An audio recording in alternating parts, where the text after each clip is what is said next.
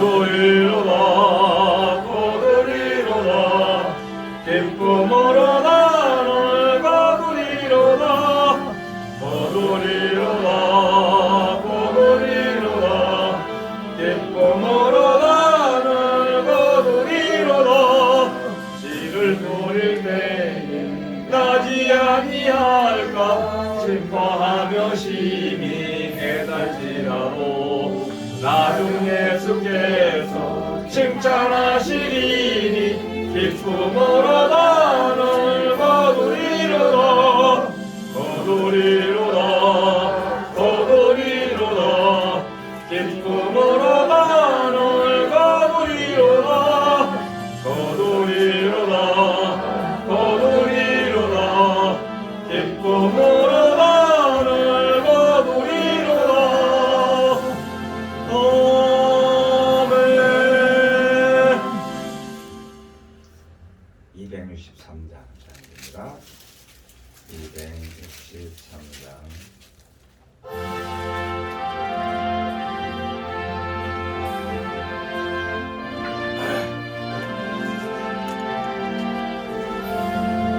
예수 말씀하시기를 누가 오늘이랄까 혹시 이거 거둘 테니 누가 조소하리요 원상을 주시려고 일할 사람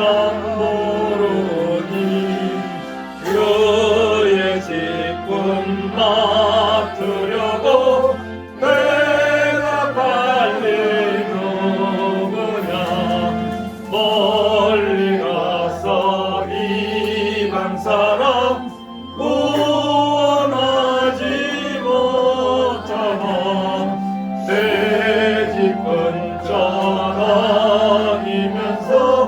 건질 죄인 많도다 천사같이 말 못하고 바울같이 못하나 예수께서 보속함을 힘을 다해 전하세. 아멘.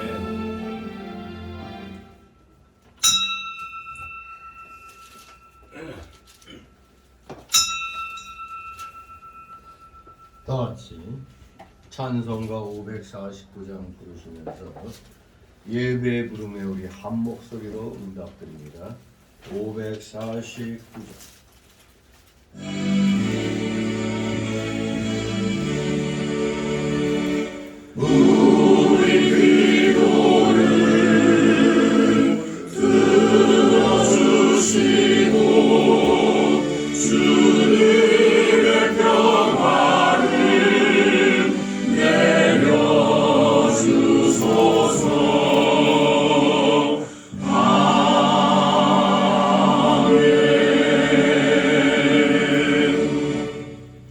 다같이 묵도 드립니다.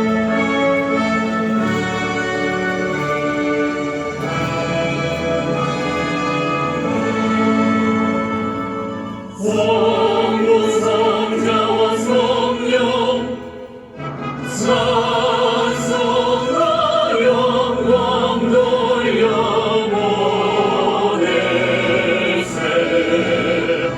내처로 진행까지 오영원 무릇토록 성삼이 되 영광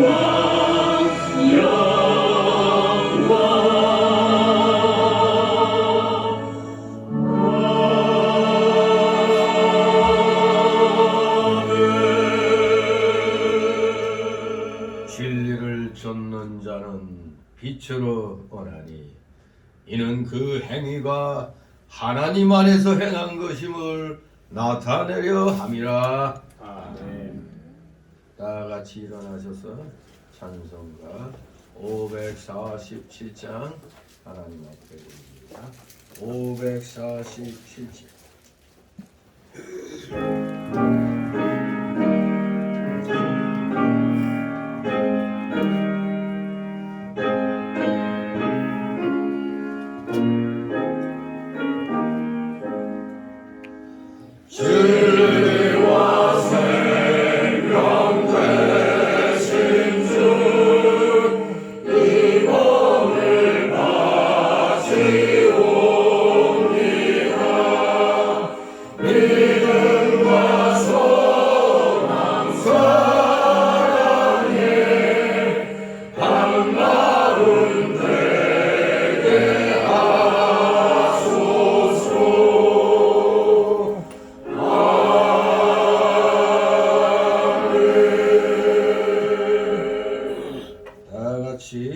교동문 29번 교독합니다. 찬송가 맨 위에 교동문 번호로 29번 시편 130편 되겠습니다. 교동문 29번 제가 먼저 있습니다. 여호와여 내가 깊은 데서 주께 부르짖었나이다. 주여 내 소리를 들으시며 나의 간구하는 소리에 귀를 기울이소서. 여호와여 주께서 죄악을 감찰하실진대 주여 누가 소리이다. 그러나 사유하심이 주께 있음은 주를 떨게 하시니이다. 나 곧 내 영혼이 여호와를 기다리며 내가 그 말씀을 바라는도다. 파수꾼이 아침을 기다림보다 내 영혼이 주를 더 기다리나니 참으로 파수꾼이 아침을 기다림보다 더하도다. 이스라엘의 여호와를 바랄지어다. 여호와께는 인자하심과 풍성한 구속이 있으니라. 다같이 저가 이스라엘을 그 모든 죄악에서 구속하리로다. 아멘. 다같이 사도신경으로 신앙고백 이렇게 드립니다. 전능하사 천지를 만드신 하나님 아버지를 내가 믿사오며 그의 아들 우리 주 예수 그리스도를 믿사오니 이는 성령으로 잉태하사 동정녀 마리아에게 나시고 본디오 빌라도에게 고난을 받으사 십자가에 못 박혀 죽으시고 장사한 지 사흘 만에 죽은 자 가운데서 다시 살아나시며 하늘에 오르사 전능하신 하나님 우편에 앉아 계시다가 저희로서 산 자와 죽은 자를 심판하러 오시리라. 성령을 믿사오며 거룩한 공예와 성도가 서로 교통하는 것과 죄를 사하여 주시는 것과 몸이 다시 사는 것과 영원히 사는 것을 믿사옵나이다. 아멘. 같이 찬송가 3장 하나님 앞에 드립니다. 찬송가 3장.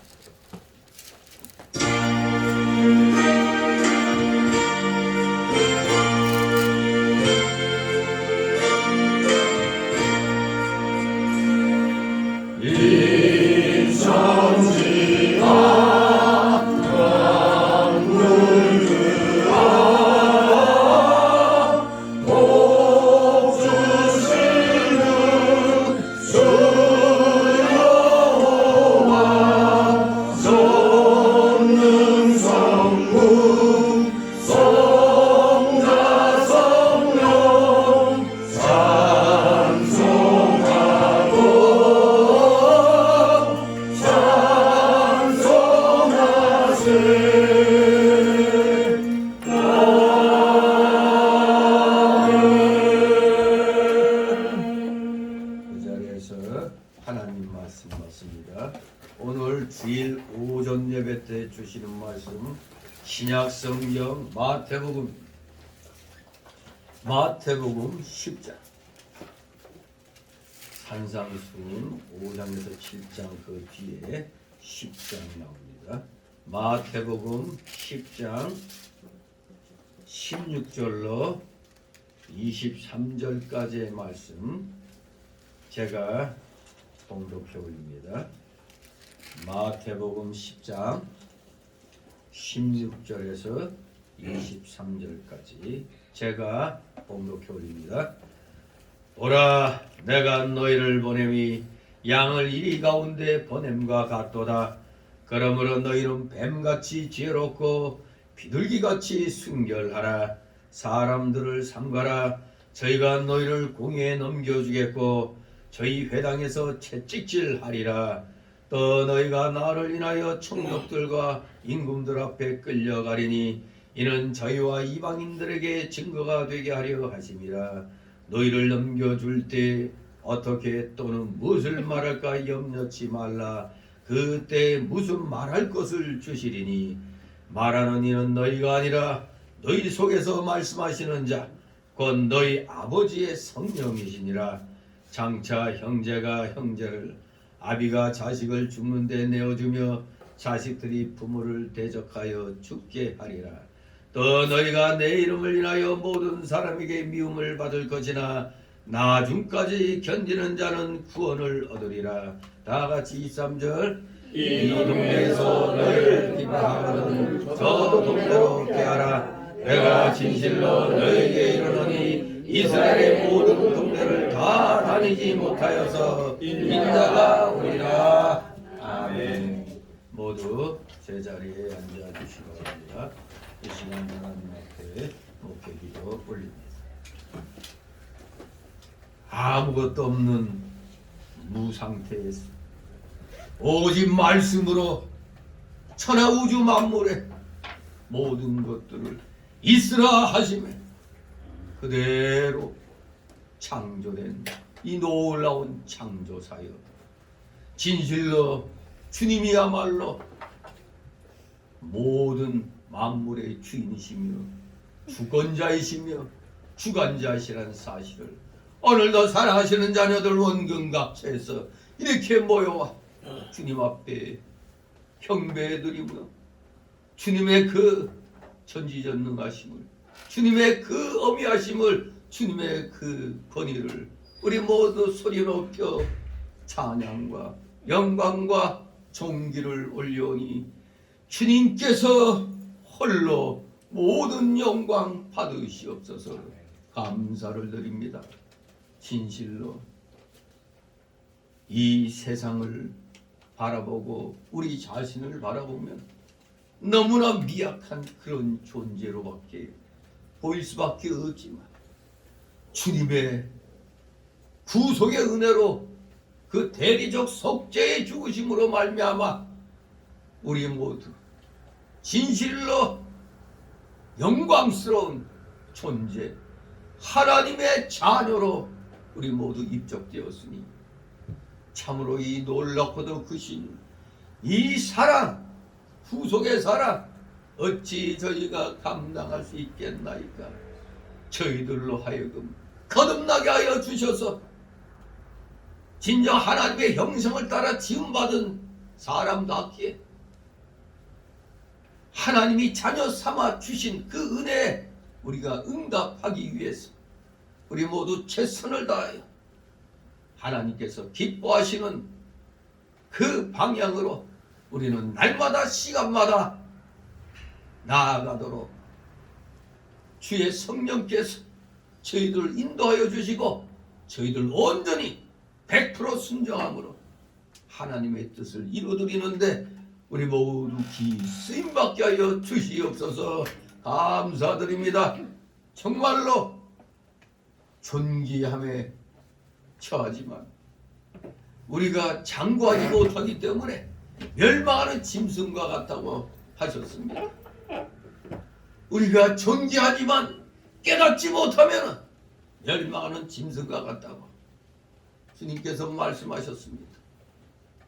정말 우리가 예수님을 구주로 영접하지 아니했더라면 우리는 그저 멸망하는 짐승축에 드는 그런 불쌍한 존재들이 될 뻔했다는 사실을 오늘 다시 한번 주일을 맞아야 예배를 드리매 우리 존재를 다시 한번 깨닫게 하여 주셨사오니 아버지 감사를 드리옵나이다. 구원받은 자들만이 오늘 주일날 이렇게 나와 주님 앞에 경배드리게 되었사오니 사랑하시는 자녀들, 오늘 온전히 최선을 다하여 오전에 이어서 오후도 중심을 온전히 주님께 경배드리는 우리 사랑하시는 자녀들 다 되게 하여 주시옵소서. 그러나 우리 속에는 여전히 옛사람의 속성, 부패성과 죄악성과 완악성과 연악성이 그대로 남아있기 때문에 우리는 말씀에 의지하여 성령의 인도하심에 순종함으로 이 옛사람의 속성과 싸워 우리는 날마다 승리의 삶을 살아야 되겠나이다. 하지만 이 우리의 거듭난 영이 때로는 이 옛사람의 속성에 막혀서 자라나지 못하고 어떤 때는 믿지 아니한 사람처럼 행동할 때가 많이 있습니다. 구원은 받았으나 구원받지 못한 자들과 별반 다름없는 모습을 보일 때가 너무나 많이 있습니다. 오늘날 대한민국의 모든 기독교인들 또 줄여서 우리 성교회 성도들 우리가 과연 온전히 말씀대로 순종함으로 하나님의 영광을 위한 삶을 온전히 다 살아가고 있는지를 우리 스스로 아버지 자신을 잘 들여다보게 하여 주시옵소서. 2023년도가 시작된 지 이제 2개월이 이제 지나가고 있습니다. 더구나 부활주의를 앞두고 지금 한 36일 정도 부활주의를 앞두고 있습니다.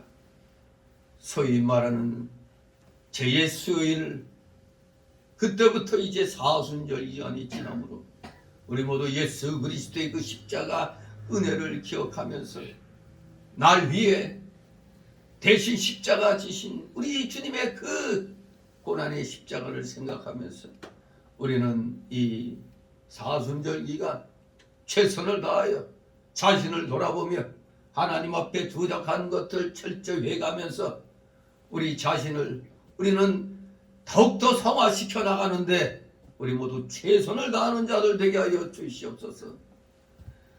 이렇게 주님의 은혜가 크신데도 불구하고 우리는 왜 이렇게 자기의 욕심을 제대로 하나님 말씀에 맞추어 버리지 못하는지.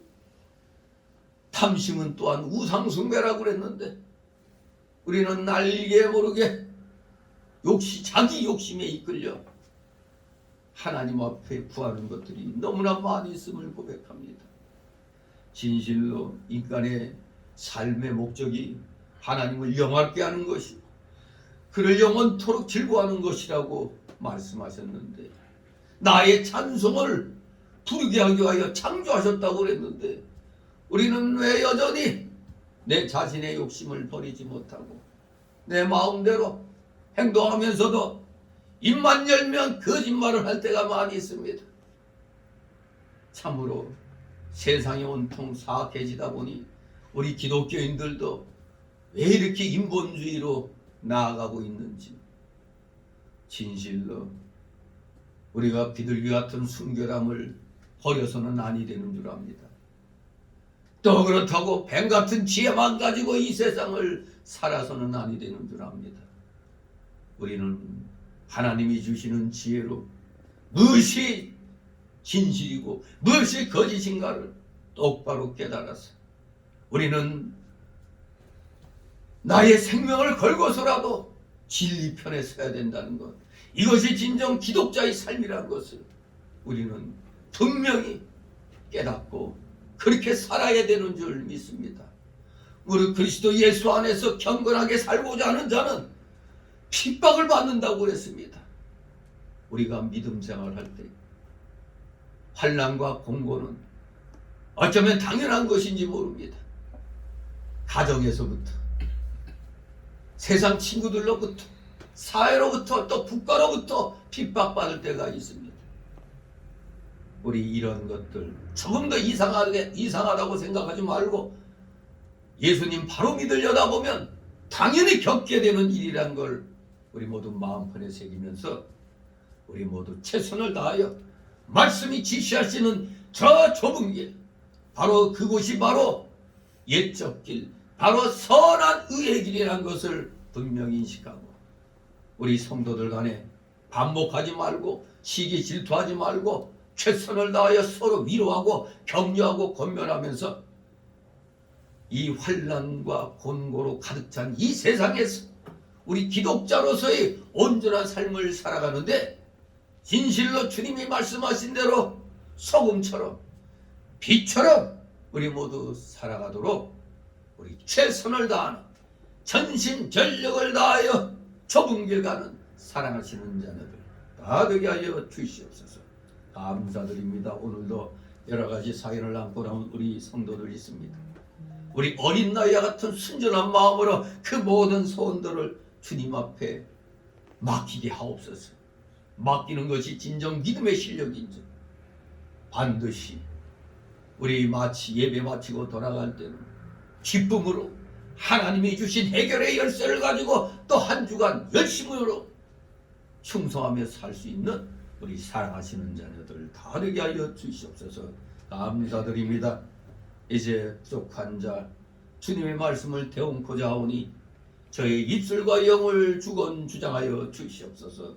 우리 성도들의 마음문을 활짝 열어 주시고 선포되는 귀한 말씀 하나 남김없이 다 받아 마음판에 새김으로 그대로 살겠다고 또 다짐하고 결심하며 나가는 우리 사랑하시는 자녀들 다 되게 하여 주시옵소서. 피곤한 중에 나왔사오니 졸음마귀 못하게 하여 주옵시고 각종 잡념의 마귀들 다 내쫓아 주시옵소서. 마치는 시간까지 오직 주님께서만이 영광 홀로 받으시옵소서. 예수 그리스도 이름으로 감사드리며 기도드리옵나이다. 아멘. 다 같이 찬송가 256장 256장 찬송가입니다.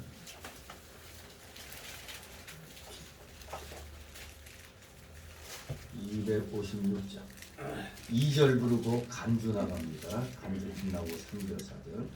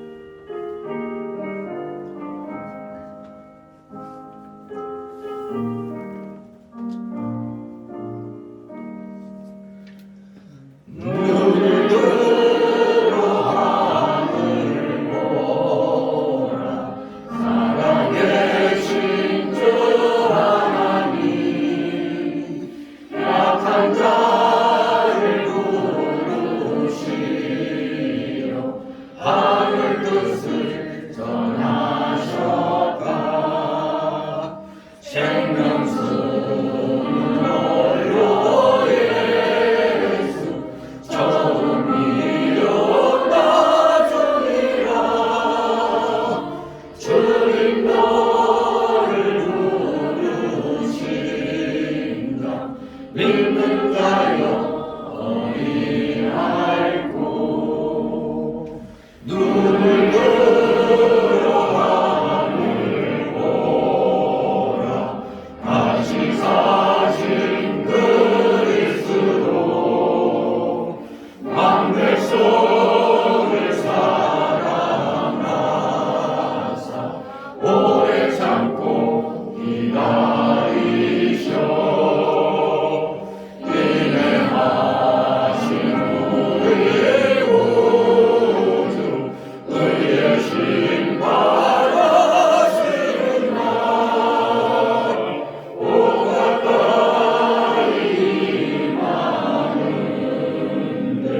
믿는 자여 너희 알고.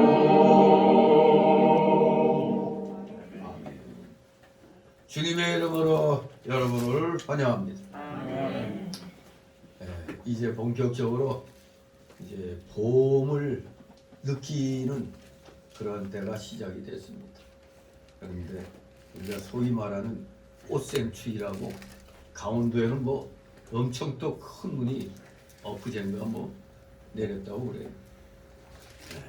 뭐든지 새롭게 뭐가 바뀔 때쯤에는 뭔가 한 가지 또 다시 팡 터지면서 뭐가 바뀌는 것 같습니다. 그래서 우리가 우리 흔히 뭐 터닝 포인트 즉 전환점이라고 얘기하죠. 겨울에서 봄으로 가는 그 전환점에 잠깐 깜빡하다가는 우리의 몸의 건강을 또 아주 심히 다칠 수가 있죠. 아무튼 환절기 때 아주 그냥 지금 감기 걸리기 딱 좋은 그런 날입니다. 마스크는 써도 되고 안 써도 되는 거지만 본인의 건강을 위해서 쓸 사람들은 또 어디 가든지 쓰는 게 좋은 것이고, 이게 거북하면 안 써도 되는 거죠. 아무튼 우리 각자 자신의 그 건강을 지키면서 우리 믿음 생활 정말 멋지게 해야 되겠습니다. 더구나 부활주일이 며칠 앞두고 있는 거예요. 사순절이 보통 40일이란 말이에요. 수요일부터 이제 사순절이 이제 시작됐는데 고난주간 일주일 그리고 사실 그 주일은 다 빼는 거거든요. 빼고 40일, 그러니까 36일 남은 거죠. 22, 23, 24, 25, 4일 지나 이제 지금 5일째가 되는 거죠. 아무튼 이 사순절을 맞이해서 우리는 예수 그리스도의 십자가 고난을 우리는 깊이 우리는 생각하면서 오늘 제목이 뭡니까? 핍박을 각오하라. 예, 그렇습니다. 핍박을 각오해야 됩니다. 예수 믿는 사람들 환난과 공고를 무서워하면 안 됩니다. 우리가 지난 5년간 우리 기독교 아주 힘들었죠. 더구나 코로나 팬데믹 시작되면서부터 아주 그냥 참 기가 막힌 꼴들 많이 당했습니다. 더구나 사상이 공산주의 사상으로 무장된 자들이 정권 잡다 보니까 우리나라가 알게 모르게 엄청나게 빠르게 사회주의화 되어가고 있었습니다. 그런데 하나님이 우리 기독교인들의 기도를 들으시고 불의와 맞서 싸우는 우리 기독교인들과 국민들의 모습을 보시고 우리에게 다시 기회를 주신 겁니다. 기회를 주셨기 때문에 우리가 이렇게 정권을 교체하고 난 지금 최선을 다해서 우리는 하나님의 영광을 드러내는 우리 믿음 생활을 바라야 됩니다. 대한민국은 불교 국가예요, 기독교 국가예요? 기독교 국가입니다. 아니 무슨 소리야? 불교인이 더 많은데? 대한민국 건국할 때 바로 이승만 대통령이 기독교 정신으로 대한민국을 건국한 것입니다. 기독교 입국론, 그리고 그 무엇보다도 우리 기독교인이 올바른 믿음 생활을 할 수 있도록 모든 것이 보장되는 자유민주주의. 대한민국 건국 4대 이념이 바로 자유민주주의입니다. 그 다음에 뭐요? 자유시장경제. 그리고 이 나라를 꽉 안정되게 붙들어 놓은 게 한미동맹. 네 번째가 바로 초도에 말씀드린 기독교 입국론. 이것 때문에 대한민국이 오늘날 세계 10대 강국, 뭐 6인이 뭐 이런 말까지 듣는 그 상황까지 왔는데, 정말로 어느 한순간에 국민들의 어리석음으로 나락으로 떨어지는 고공낙하하다가 정말 아슬아슬하게 낙하산이 쫙 펴져가지고 지금 우리가 다시 천천히 다시 도약을 하는 그런 때입니다, 지금. 그렇기 때문에 굉장히 어렵죠. 우리가 빨리 정권이 바뀌어야 된다 했을 때도, 야, 이거 누가 대통령이 됐든 간에 다음 정권은 부차기 어렵겠다. 왜? 모든 게 다 그냥 나락으로 떨어져 형편없이 돼버린 상황인데, 이거 벌써 정권 바뀌기 전부터도 대한민국의 그 대학생들이 가고 싶어하는 아주 그런 회사로서 한국전력이 있었어요. 한전. 그 흑자 기업이 잘못된 선택으로 적자 기업이 돼가지고 완전히 대한민국 국민들의 삶이 지금 여러분 그 뭐 연료 폭탄, 뭐 길거리 가보니까 여야를 막론하고 맨날 뭐 연료비 폭탄 막 그림 다이너마이트 같은 거 그려놓고 폭탄 서로 자기 책임이 아닌 양 서로 떠들고 있죠. 가장 큰 책임은 전 정권이고, 그 다음에는 이걸 이제 안정화시켜야 되는데 할 수 없이 욕을 먹으면서라도 올려야 되는 또 이 정권에 그런 아픔이 있는 겁니다. 이미 지난 정권에서 다 올려줬으면은 한전이 저렇게까지 힘들지 않았어요.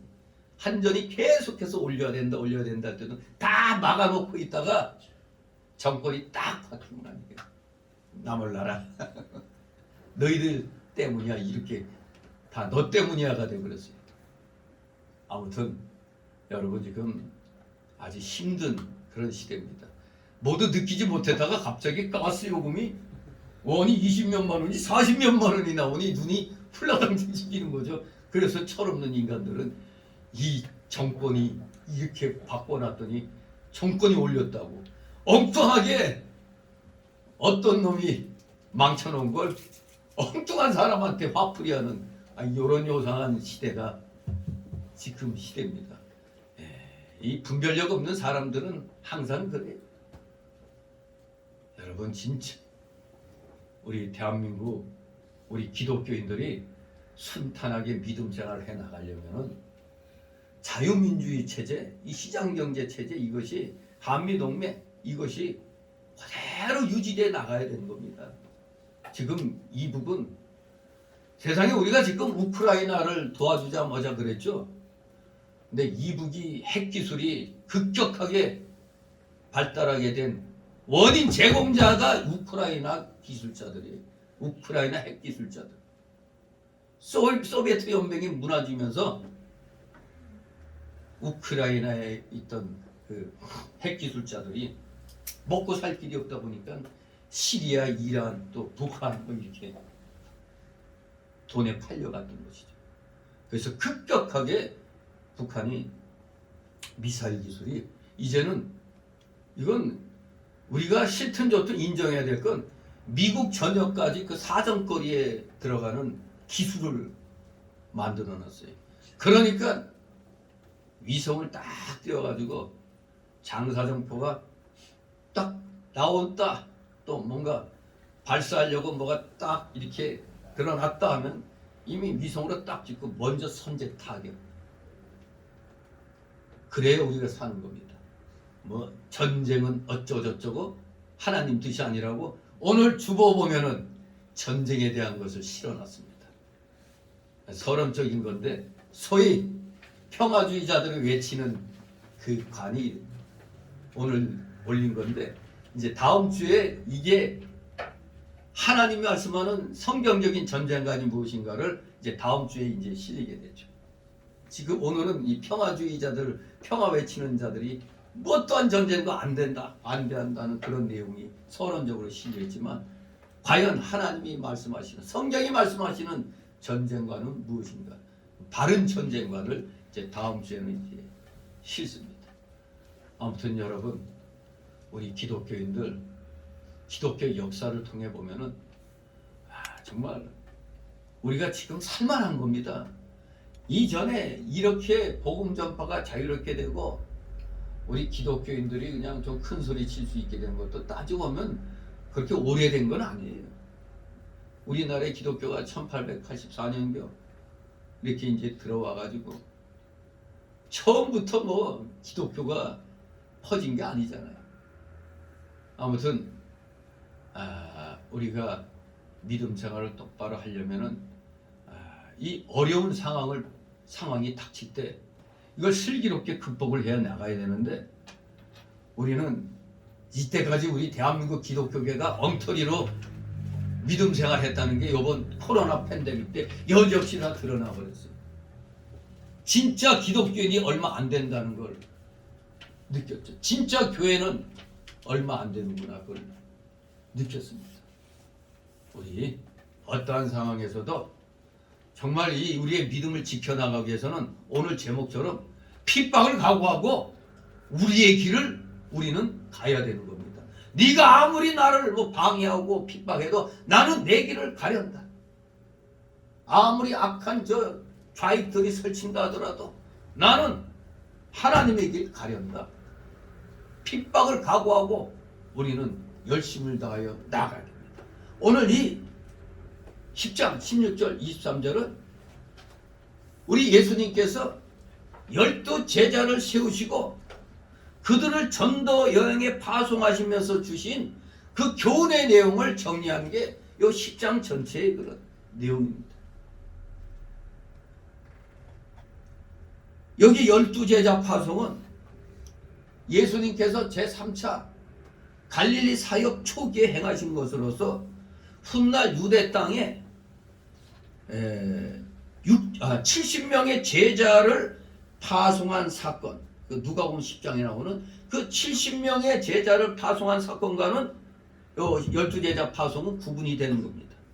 우리 예수님께서는 공생의 3년 기간 동안 직접 제자들을 대동하고 다니면서 제자들을 말씀으로 양육시키시는 복음 전도의 실질적인 예를 보여주심으로써 흔히 말하는 살아있는 산 제자 훈련을 실시하셨던 겁니다. 바로 그 산 제자 훈련을 하시면서 교훈 주신 것 중에 한 부분입니다. 16절, 23절. 우리 예수님께서 제자들을 직접 이렇게 복음 전도 현장에 파송시킴으로써 복음 사역의 확장과 또 제자들에게 현장 훈련을 시키는 그런 이중적인 효과를 거두고 있는 것입니다. 예수님께서 이제 막 전도여행을 떠나는 사람들에게 주신 이 교훈은 물론 여기에서 말하는 12 제자에게만 12제자의 전도 여행 시에만 국한되는 게 아니고 오늘날에 우리 시대에까지 적용되는 제자 생활과 선교의 명령에 해당되는 그런 말씀입니다. 이건 그때 12제자에게만 해당되는 얘기다가 아니라 오늘날에도 그대로 우리에게 적용되는 그러한 말씀인 것입니다. 아무튼 오늘 이 본문의 내용은 앞에서 보면 12제자의 전도 여행에 가장 직접적으로 연결된 것으로서 복음 전파 사역은 처음에는 누구에게만 국한됐었죠? 유대인들에게만 국한됐어요. 그 내용이 15절까지입니다. 유대인들에게만, 처음에는 유대인들에게만 복음 사역이 국한됐었습니다. 그러나 오늘 여기 16절부터 23절까지 보면은 언제부터 이방인들에 대한 전도 사역이 공식적으로 시작되느냐면 예수님께서 부활 승천하신 후, 예수님께서 부활 승천하신 후 제자들의 순환을 통해서 복음이 이방인에게도 확장되어 나간다는 사실을 오늘 16절 23절에서 밝히고 있는 겁니다. 그리고 그 이후에 보면 완전한 신약의 교회 시대에 살 모든 그리스도의 제자, 즉 바로 현대 우리들에게까지 적용되는 그런 교훈의 말씀이 바로 24절부터 42절의 그 교훈이 되겠습니다. 진실로 우리는 감사해야 됩니다. 하나님의 전도의 대상으로 우리 이방인들도 이렇게 지목되면서 본격적으로 전도가 시작이 되는 겁니다. 이 국내에서 복음 전하는 활동은 전도라고 그러고, 해외로 나가는 복음 전하는 사역은 선교라고 그래요. 그래서 전도나 선교나 똑같은 의미인데 문제는 지역이 다르죠. 전도는 국내, 선교는 국외로. 그래서 왜 우리가 여전도회에서 왜 여성교부, 남성교회에서 남전도부에서 남전도회 남성교부를 한 게, 비록 인원은 적어도 우리 하나님이 입을 조그맣게 벌리라고 그랬어요. 크게 벌리라고 그랬어요. 크게 벌리라고 그랬죠. 그래서 부로 승격시켜가지고 좀 이제 스케일 있게, 국내에만 전도가 아니라 국외까지도 스케일 있게. 지금 해외에 저희 성흥교회 그 이름으로 파송된 이 목사들이 몇 명 있어요. 우리 그 강도사 55군, 목사 50군 목사들 중에 몇몇 사람은 우리 교회 소속으로 해서 나간 사람들이 있습니다. 아무튼 우리 최선을 다해서 이 복음 전도 사역에 우리 힘을 기울여야 되겠습니다. 자, 오늘 본문 보면은 내용으로 한 세 단락으로 나눠서 봅니다. 첫 번째 단락은 16절 한 절로, 성도는 뱀같이 지혜롭고 비둘기같이 순결해야 된다는 겁니다. 성도는 뱀같이 지혜롭고 비둘기같이 순결하라. 두 번째 단락으로는 17절 20절, 성도는 핍박받을 때 두려워하거나 염려하지 말고 하나님께 맡겨라. 핍박받을 때 두려워하거나 염려하지 말고 하나님께 맡겨야 한다는 겁니다. 세 번째 단락으로 21절 23절, 성도는 부모 자식 형제 간에 대적하는 때가 올지라도 끝까지 견디며 주의 구원을 기다려야 한다는 것입니다. 이렇게 세 단락으로 나누어서 오늘 말씀의 은혜를 나누도록 하겠습니다. 자, 먼저 첫 번째 단락으로 16절 읽습니다. 오라, 내가 너희를 보내니 양을 이 가운데 보내며 같도다. 그러므로 너희는 뱀같이 지혜롭고 비둘기같이 순결하라. 아멘. 예. 성도는 뱀같이 지혜롭고 비둘기같이 순결해야 한다. 여러분은 뱀같이 지혜롭고 비둘기같이 순결한 성도가 되어야 되는 겁니다. 맨 처음에 예수님 믿고 은혜 받을 때는 어떻습니까? 같이 예수 믿는 사람은 다 천사로 보이죠. 그래서 초창기에 사기도 많이 당해요. 예수 이름 때문에 사기 많이 당합니다. 근데 흔히 세상에서도 한 번 속으면 처음 속이는 놈이 나쁜 놈이요. 근데 두 번째 속임 당하면 뭐라고 되죠? 서로 나쁜 놈이야. 근데 세 번째 속임 당하면 속임 당한 놈이 나쁜 놈이야. 그러니 한마디로 그걸 축약하면 지혜로워야 된다는 얘기입니다. 지혜로워야 된다. 우리 예수 믿는 사람들, 저도 초창기에는 그저 비둘기같이만 순결해가지고 예수 믿는다면 아이고 그냥 다 천사같이 생각을 했어요. 꼭 내 마음 같은 줄 알고. 그러다가 그때 1,000만 원 넘는 데스타를 단돈 10만 원 받고 빼줘가지고, 그때 저희가 사당동에서 전세방이 350만 원이었어요. 350만 원 전셋방 사는데 참 기가 막히죠. 뭐 저쪽 우리 사당동 제일교회 건너편에 또 무슨 세강교회인가 뭐 좀 그래도 규모 있는 교회 있는데 뭐 청년부 회장이라나 어쨌든 아주 깨끗이 속았지 뭐. 아무튼 이게 나중에 이제 깨닫는 거예요. 왜 예수님이 뱀같이 지혜로우라고 하셨는가를 알게 되는 겁니다. 정말로 우리 성도들은 예수님 믿고 구원받고 난 그 순간에는 정말 예수님이 딱 봤을 땐 우리는 그냥 저 이때 가운데다가 더 내보낸 양과 같이 보이는 겁니다. 우리 예수님이 말씀하셨잖아요. 제자들 보내는 게 이리 가운데 보내는 양과 같다고 말씀하셨잖아요. 이때 북한에서는 애들을 교육할 때 그 승냥이가 일이죠. 일이 승냥이. 미군을 승냥이로 만화로 그려가지고 애들을 어렸을 때부터 그냥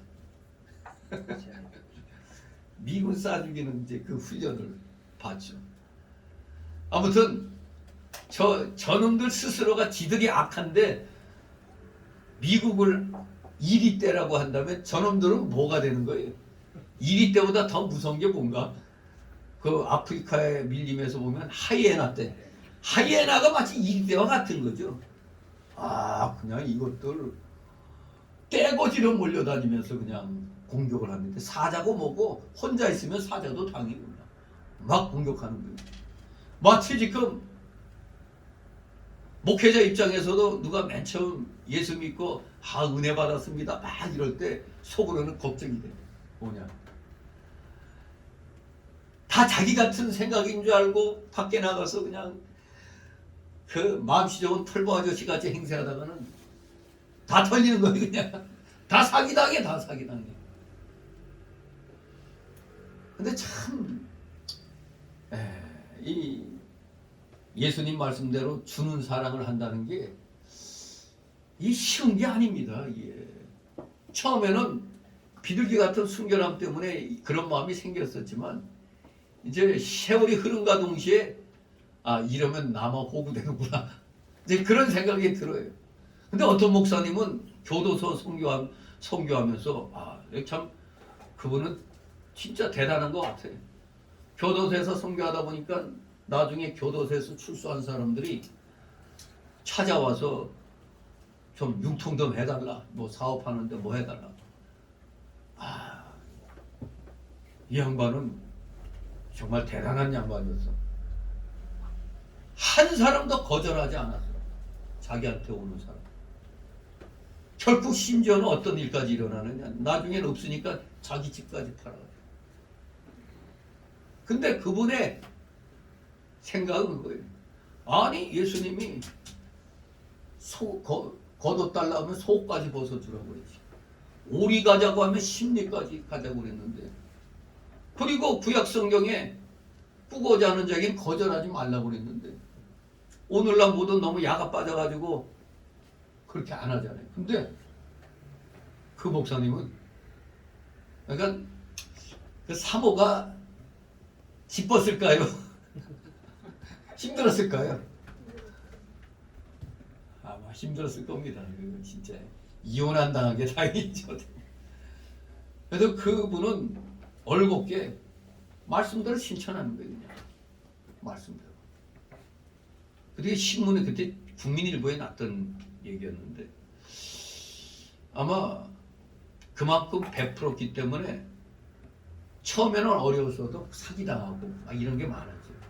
그러나 나중에는 또 하나님은 어떤 하나님이에요? 채워주시는 하나님.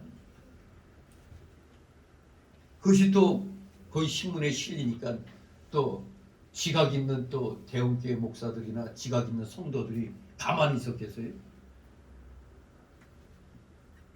이런 분이라면 우리가 도와줘야지 하고 또 그렇게 나가는 겁니다. 아무튼 예수 믿는 사람들의 이 처음 믿을 때 그 마음은 다 비둘기 같은 순결함입니다. 처음엔 거의 다 이 성령 받고 은혜 받으면 이 비둘기 같은 그 순결함으로 충만해져요. 그러니까 좀 신앙의 깊이가 있는 사람들 입장에서 보면 아 저건 좋은데 이 사회생활 저렇게 하다가 좀 곤란을 당할 때가 올 텐데 이 염려가 되는 거예요. 그럼 저도 그걸 당연히 겪어 왔으니까 모두 어떤 성도 보면 은혜 충만 성령 충만할 때 과연 저 양반이 제대로 신앙생활 지혜롭게 할까 이 염려가 되는 거예요. 바로 예수님도 12제자들 전도하러 보낼 때 이리 때 보내는 양과 같다고 말씀하셨어요.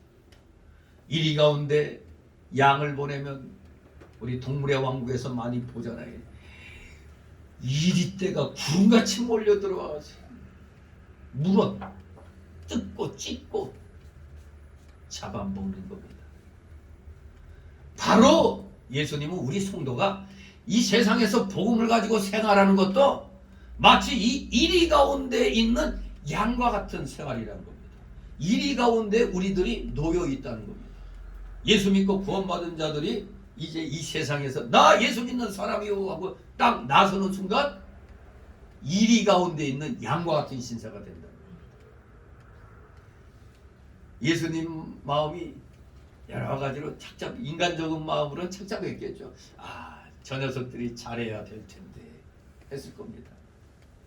여러분도 자녀들이 저 한길에서 도로가에서 놀 때 어떨까요? 도로가에서 이 말로만 조심해서 놀아라 그래요? 아예 도로가로 못 나가게 하죠. 그게 위험하니까 도로가에서 못 놀게 하는 겁니다. 더구나 또 물가 같은 경우 애기들이 뭐 압니까? 그냥 물 이렇게 하다가 그냥 속 그냥 빠지면 죽는 거 아닙니까? 전에 한번 끔찍한 일이 있었잖아요. 할머니가 손녀 데리고 길 가다가 아는 사람을 만났어. 할머니가 아는 사람하고 인사 나눌 때 애가 그만 도로로 나갔다가 그 진짜 그것도 조그만 차도 아닌 덤프차에 이 끔찍한 일. 그러니까 한마디로 애들이 이렇게 이제 길에서 놀 때 굉장히 그 아슬아슬한 애들은 뭐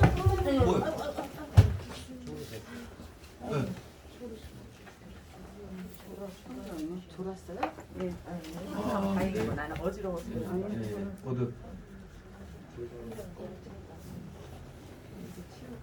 가운데 앉으세요. 가운데. 가성이 앉으면은 무릎이 괜찮으신가 봐.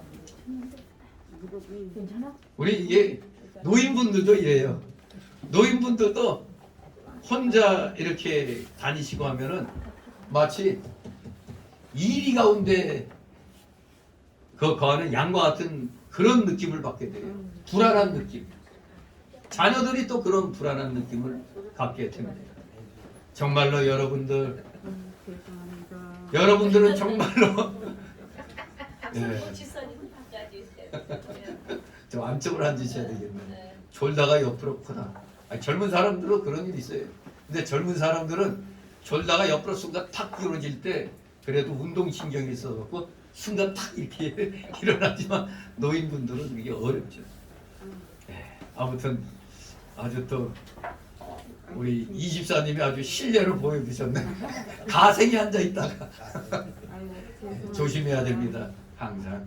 아무튼 우리 성도가 세상에서 복음 가지고 생활하는 건 이리 가운데 있는 양과 같다는 걸 분명히 우리 예수님이 말씀해 주셨어요. 성도가 조금만 방심하면은 이리에게 물어뜯기고 상처를 받고 잡아먹히는 겁니다. 믿지 않는 사람은 한마디로 다 이리 노릇한다는 걸 기억하시 바랍니다. 믿지 아니한 자들은 다 이리 때다 이렇게 생각하면 돼요. 시편 49장 12절, 시편 49장 20절에 종기에 처하나 장구하지 못하며 멸망하는 짐승과 같다고 그랬어요. 사람은 종기하나 깨닫지 못하면 멸망하는 짐승과 같다고 그랬거든요. 멸망하는 짐승. 그러니까 깨닫고 예수 믿지 않으면은 다 멸망하는 짐승에 속하는 겁니다. 그러니까 여러분들은 대한민국 뭐 1000만 성도를 하면은 한 4분의 1 정도. 그러니까 여러분 밖에 나가면 주변에 있는 사람은 다 일이 돼요. 짐승이요. 기회만 있으면 물어 뜯으려고 한다는 걸 기억하시기 바랍니다. 믿지 않는 사람은 분명히 멸망하는 짐승과 같다고 그랬어요. 다 일이 노릇합니다. 믿지 아니한 사람들 대부분. 또 믿는다고 하는 사람도 때로는 일이 노릇한 때가 있어요. 믿는다고 하는 사람들. 교회 내에서도 봅니다. 교회 다닌다고 해서 다 성도가 아니죠. 교인이 있고 성도가 있어요. 아직 성령 받지 못한, 구원 받지 못한, 즉 마음으로 믿어져 입으로 시인해야 그것이 구원받는 거지. 그냥 형식적으로만 나오면은 구원받은 게 아닙니다. 성령이 임하지 않은 거기 때문에 구원 못 받은 거예요. 그러나 때로는 마음으로 믿어져서 입으로 시인하고 세례까지 받고 이제 믿음 생활을 하는데 중간에 시험 들어버려. 즉 성화를 이뤄나가는데 실패해. 그러면 그때는 자기도 모르게 또 일이 노릇해버려요. 자기가 일이가 되는 겁니다. 내 자신이 일이 노릇할 때도 있어요. 우리도 지금까지 신앙생활 하다 보면 어떤데 그런 일이 있었다는 거 우리가 많이 느끼잖아요. 다 그런 경우를 겪습니다.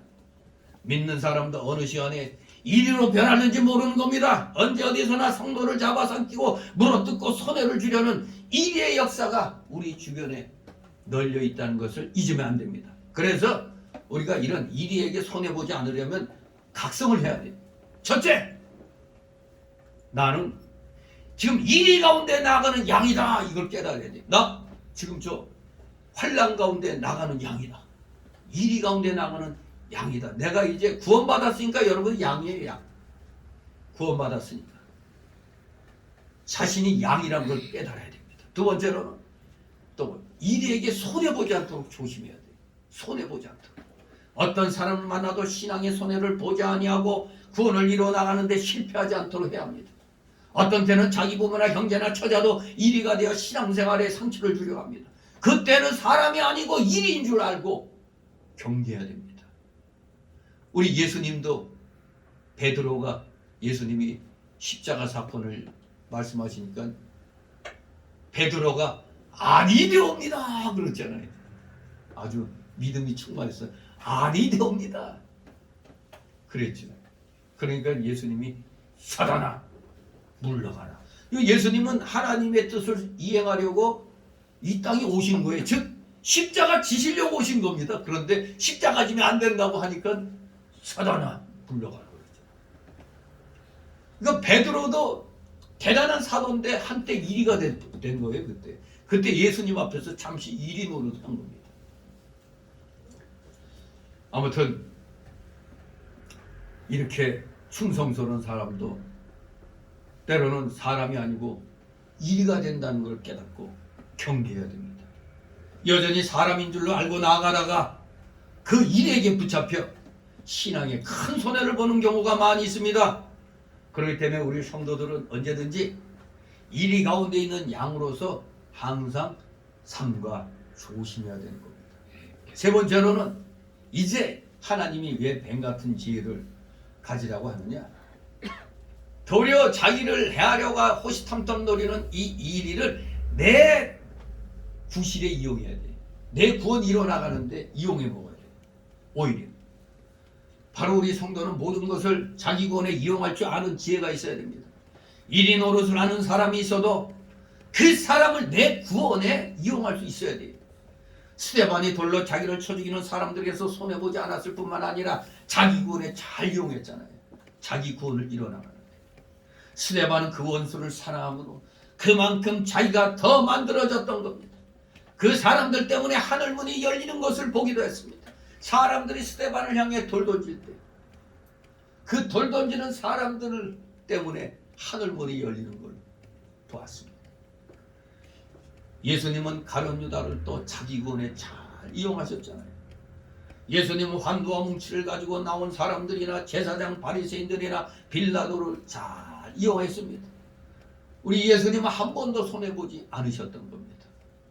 하나님의 뜻을 이뤄나가는데 이렇게 이리 때들도 내 구원 이루어나가는데 이용할 수 있도록 우리가 지혜로워야 돼요.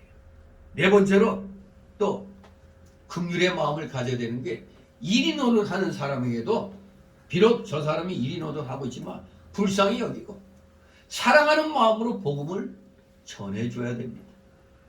요셉의 형들이 이리와 같아서 요셉을 팔아먹었잖아요. 자기 동생을 팔아먹었잖아요.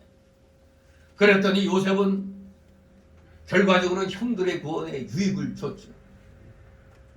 그래서 애굽으로 식량을 사러 온 형들에게 그 흉년을 만나가지고 이제 애굽 땅에 풍부하다는 걸 듣고 식량을 구하러 형들이 왔잖아요. 그 형들에게 처음에 자기의 신분을 아이고 형님 제가 바로 요셉입니다. 저 살아서 여기 총리가 됐습니다 하고 그거 밝히지 않았어요. 왜 밝히지 않았느냐? 형들이 자기 죽이려고 했고 결국엔 또 노예로 팔아먹었잖아요. 그러면 어떻게 됐어요? 불구대천의 원수 같을 텐데 아 이놈들 잘 왔네. 그래갖고 이제 원수 갚을 수도 있었는데 안 그랬거든요. 도리어 형들을 회개시켜 이리의 상태를 벗어나게 하려고 형들을 깨닫도록 하기 위해서 그렇게 행동을 했었죠. 마침내 형들이 회개하여 좋은 사람이 되었다고 창세기 42장 6절 7절에 기록하고 있습니다. 이 마귀는 우리 사람보다 지혜로울까요? 무식할까요? 우리 사람보다 지혜롭습니다. 마귀는 영물이잖아요. 영물. 사람의 지혜로는 절대 마귀 못 이깁니다. 마귀보다 지혜로운 하나님의 지혜를 가지고서야 마귀를 이길 수가 있는 겁니다. 하나님의 지혜가 무엇입니까? 하나님의 지혜 뭐죠? 여러분 눈앞에 있잖아요. 성경 말씀이잖아요. 성경 말씀. 마귀가 광야에서 예수님 시험할 때도 예수님이 이 성경 말씀 가지고 가라사대 기록되었으되 하고 이기셨습니다. 성경대로 하면 마귀를 이기고 이리에게도 해를 받지 않습니다. 무슨 일에나 성경에 무엇이라고 하였는가를 생각하면서 오직 성경대로 처리하려고 해야 합니다. 인간의 지혜와 지식으로 하는 것은 잘 될 것 같아도 실패하고 마귀에게 걸려들어 제 꾀에 제가 넘어가고 자기가 만들어 놓은 함정에 자기가 빠져 큰 낭패를 당하게 되는 것입니다. 인간의 지혜와 지식은 잠시 잠깐 어떤 걸 모면할 수 있지만 결코 그것은 온전하지 못합니다. 결코 실패합니다. 요새 방송에서 뭐 학교 시절 폭력 사태 요걸로 사춘기 때 잠깐 폭력 사건이 있었던 게 지금 뭐 해가지고 잘 나가는 사람들 발목 잡고 있죠. 특히 또 국가수사본부장인가 그 권순신인가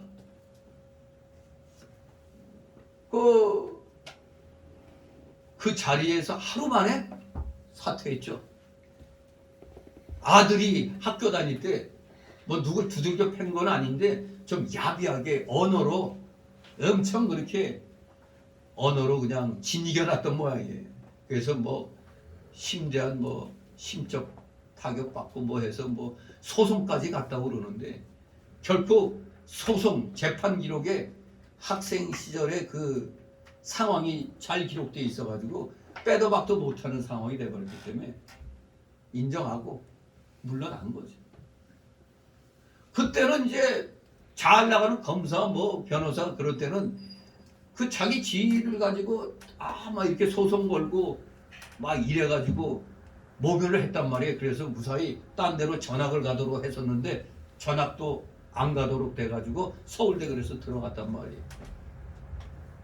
그런데 그때는 아버지가 이 검사였는지 변호사였는지 몰라도 하여간 그 직위를 이용해서 잘 그렇게 수습이 된 줄 알았는데 지금 그 아버지가 높은 자리 떡 맡으려고 했더니 갑자기 자식이 학교 폭력 사태에 연루된 것이 드러나 버리니까. 그러니까 한때는 잘 나갔단 말이에요. 인간의 지혜를 잘 했어요. 그런데 결국에는 그 사람 인생이 아들을 갖다 똑바로 못 다스려서 실패하잖아요. 실패하고 결국엔 지금 마귀에게 걸려들었어요. 왜 이걸 또 파헤친 자들이, 저 좌파들이 한결해. 그때 저 좌파들이 파헤친 걸 다 그대로 맞다 하기도 좀 뭐하지만은 재판 기록이 있으니까 어쩔 수 없이 이제 자식이 한 일이지만 그때 아비로서 그 피해 입은 애들에 대한 생각을 못했던 거죠. 결국에는 마귀들이 때를 만나 여가 잘됐다 해가지고 다 걸려드는 겁니다. 결국 지금 사퇴하고 형편없이 되는데 또 불타는 트롯맨에 나오는 황영웅인가 하는 그 청년, 이 청년도 보니까 사춘기 때고 좀 잠깐 그 삐딱해가지고 폭력행위 했던 게 드러났는데, 근데 사실 또 그 왜 지금 와가지고 왜 또 그게 드러나느냐, 그때 뭐 서로 잘 합의 보고 뭐 잘 끝냈다고 그러는데, 근데 가만 보니까 불타는 트롯맨하고 미스터 트롯 뭐 미스터 여기 제작진들 간에 서로 그 경쟁이 있어요. 그리고 마스터들 간에도 자기 소속사의 사람들의 몰아주는 거 있어요. 그러니 황영웅이 반대편에 있는 쪽에서는 잘 됐지, 저거 빨리 떨구면 된다 해가지고 아주 또 융단 폭격으로 지금 들어가는데, 야, 사춘기 때 잠깐 그 실수한 거, 그것이 지금 아주 자기의 발목을 잡게 되는 그런 일들이 지금 막 일어납니다. 아무튼 처음에 그런 일이 있을 때 그때 잘 해결해야 돼요. 뭐든지 사춘기 때 누구나 다 실수할 수가 있잖아요. 다 그럴 때 피해를 입은 사람이 있으면 그때 정말로 진심으로 그런 걸 부모가, 아이 때는 잘 모르잖아요. 감정이 앞섭니다. 부모가 앞장서 가지고 잘 마무리 지었어야지 깨끗하게 될 텐데, 그냥 뭐 미직미직 해야 되니까, 또 우리나라 상황이 또 다 그렇잖아요. 유권 무죄 또는 유전 무죄 뭐 이런 상황이었으니까, 또 시대 상황이 좀 우리가 전체적으로 힘든 그런 시대다 보니까 웬만한 건 다 넘어갔댔어요.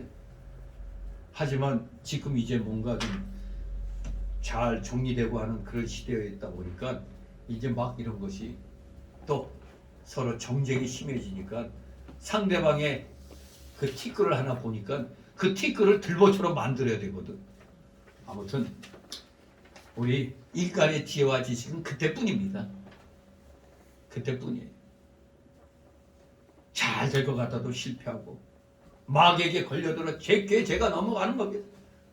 결국 자기가 만든 함정이에요. 결국에는 옛날에 자기가 어떻게 한 행동이 깨끗이 처리 못하면 그 함정에 지금 빠져갖고 다 호적되게 돼 있는 겁니다. 그렇기 때문에 우리들은 인간의 수단과 생각대로 무슨 일을 하지 말고 하나님의 지인 복음을 따라 행해야 되는 겁니다. 근데 복음을 따라 행해야 되는데 우리는 살인자들까지라도 회개하면 우리는 용서해요, 안 해요? 그러니까 사실 오늘날 사회에서 일어나는 그 상황을 보면 본인이 정말로 잘못했습니다, 뭐 다시 한번 사과를 드립니다 하고 이제 진심으로 회개하면은, 우리 기독교 정신은 뭡니까? 70번씩 7번이라도 용서를 구하면 용서하는 거예요.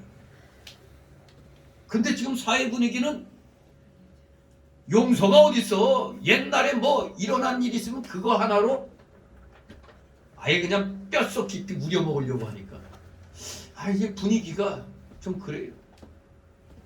정말로 이 학교 폭력으로 피해받은 사람들은, 그것이 해결되지 않은 사람들은 그야말로 트라우마에 시달리겠죠. 하지만 일은 이미 다 벌어졌고 그들에게 정말로 용서를 빌고 용서를 받았다면은 더 이상 이거 갖고 제3자가 왈가불가하면 안 되는데, 지금 보면은 3자들이 왈가불가해요. 3자들이 제3자들이 왈가불가해버리고 있어요. 우리 기독교 정신에도 안 맞아요. 본인들이 서로 회개하고 용서하시면 그걸로 끝나야 되는데 이걸 사회 이슈화 시켜버리면은, 그러면은 만약에 지금 이제 사춘기에 있는 애들이 잘못을 했어. 그러면 그 애 용서 못 받아. 내가 이런 잘못했는데 지금 보니까 사회에 나가서 매장당하는 걸 보면은 얘가 바로 성장할까요? 이왕 베리 뭐 잘못하면은 그런 상황에 빠져 있는 애들이 잘못하면 인생 포기하고 마음대로 나갈 수도 있는 또 그런 상황이 만들어질 수도 있어요. 우리가 정말로 용서를 구하면 용서할 줄 알아야 되는 거거든요. 그게 기독교 정신입니다. 그게 바로 하나님의 지인 복음을 따라 행해서 마귀를 이기고 날마다 자기 권을 이루어 나가는 한 방법인 겁니다. 그런데 절대 용서 못해. 예수님 말씀을 정면으로 어기는 겁니다. 우리는 그 사람이 거짓말로라도 잘못했습니다, 용서해 주세요 하면은 성도인지 알면서도 일단 용서를 구하니까 우리는 어떻게 해야 돼? 용서해 주는 게 기독교인입니다. 그게 하나님 말씀이에요. 70번씩 7번이란다. 우리 사람 그런 사람 많죠. 처음에 그냥 용서해 주세요 해서 용서해 줬더니 또 다음에 가서 또 뒤통수 쳐. 그런데 또 와서 그냥 또 잘못했다고 그러면, 기독교인이 아닌 다음에는 흔히 3-4번이죠. 기독교인이 아닌 다음에는 3-4번으로 끝내. 3번은 내 용서 못해. 근데 우리 기독교는 그게 뭐예요? 70번씩 7번이라도 용서만 구한다면, 회개만 한다면 우리는 무조건 용서해야 되는 겁니다. 그게 기독교 정신입니다. 그래야 내 구원을 이뤄나갈 수 있어요. 그렇기 때문에 어떤 사건을 만나면 예수님 말씀대로 뱀 같은 지혜가 필요합니다. 뱀같이 지혜로워 그랬잖아요. 지혜가 없이는 절대 마귀를 못 이깁니다. 뱀은 자기 지혜로 하지 않고 마귀의 지혜를 받아서 하잖아요. 마귀의 지혜를 받아가지고 에덴 동산에서 하와를 유혹한 겁니다. 그래서 하와를 범죄케 하고 남편인 아담까지 범죄케 된 겁니다. 그러므로 우리 성도는 자기 지혜로 하지 말고 하나님의 지혜를 받아서 그 지혜로 마귀를 이기라는 겁니다. 지금 부모 입장에서 학교 폭력당한 자녀가 있다면은 빨리 그 자녀와 상담해서 학교 찾아가서 담임하고도 상담하고 그 아이를 붙들고 같이 대화를 나눠야 돼요. 무조건 너 이놈의 새끼 우리 애 패치하구나. 사람 시켜가지고 저 패고해봐요. 원수가 원수를 또 낳는 거가 되죠. 지금 그런 부모가 있다면 빨리 이걸 애 학창시절에 그 상처를 빨리 치료해 줘야 돼요. 권력 있다고 권력을 필요 없어. 내가 다 아비가 다 알아서 할게. 엄마가 다 알아서 할게. 요러면 이거 큰일 나는 겁니다. 나중에 요새 그 무슨 넷플릭스 드라마 그 글로리 더 글로리인가 학창시절에 당한 그 폭력을 잊지 않고 원수 갚는 거 아닙니까 그게. 하여간 어떻게 보면은 이 현 세상이 굉장히 삭막해졌어요. 삭막해졌어요 진짜. 아무튼 우리는 어떠한 일을 당하면 하나님께서는 이럴 때 어떻게 하라고 하실까? 성경을 보고 찾아야 돼. 그래서 기도해야 되는 겁니다. 성경 말씀 붙잡고 기도하는 겁니다. 뱀이 자기 밖에 있는 마귀의 지혜를 받아서 사용한 것처럼 우리 성도도 누구 지혜를 받아야 돼? 하나님의 지혜를 받아야 돼. 내 밖에 있는 신의 지혜, 하나님의 지혜를 받아갖고 사용해야 됩니다. 바로 그 뜻이 뱀같이 지혜로우라 그런 뜻입니다. 하나님의 지혜를, 뱀이 마귀의 지혜를 받아서 하와를 타락시켰듯이 이런 지혜로운 것을 이기려면 우리는 하나님의 지혜를 받아가지고 마귀와 대적해야 이길 수 있다는 겁니다. 뱀같이 지혜롭다 이 말은 하나님의 지혜를 받아서 하라는 얘기입니다. 그러면서 우리가 잊어서는 안 될 게 비둘기 같은 순결함. 비둘기같이 순결하라고 그랬어요. 순결, 순진, 깨끗, 소박, 단순의 뜻이 있죠. 더구나 이 비둘기는 하나님께 제물로 바치는 새잖아요. 제물로 바치는 새. 우리 성도는 언제나 깨끗하여 비둘기같이 하나님께 제물로 바치도록 힘을 써야 되는 겁니다. 인간의 깨와 수단으로 하지 말고 순전한 어린 나이 같이 되어 하나님 앞에 자신을 제물로 바치도록 힘써야 한다는 겁니다. 즉 생명 바쳐놓고 순결을 지키라는 말입니다. 다니엘서 보면 다니엘은 왕의 진미를 먹음으로 자기를 더럽히지 아니하기로 결심했잖아요. 이스라엘에서 포로로 바벨론에 끌려가 가지고 거기서 또 그래도 차출돼 가지고 똑똑한 젊은이로 차출돼서 훈련을 시킬 때 이방 나라 음식은 다 우상 숭배의 제물들이란 말이에요. 그래서 왕의 진미를 먹지 않겠다고, 그래서 자기를 더럽히지 않겠다고 결심했습니다. 그 결과 어떤 일이 일어났어요? 그들을 맡아 교육하는 사람은 잘못하면 쟤네들이 비리비리해지면 자기 책임이라 안 된다고 생각했는데 이 다니엘이 그 결심이 아주 대단했잖아요. 정말 열흘만 딱 그 기회 달라고 그랬잖아요.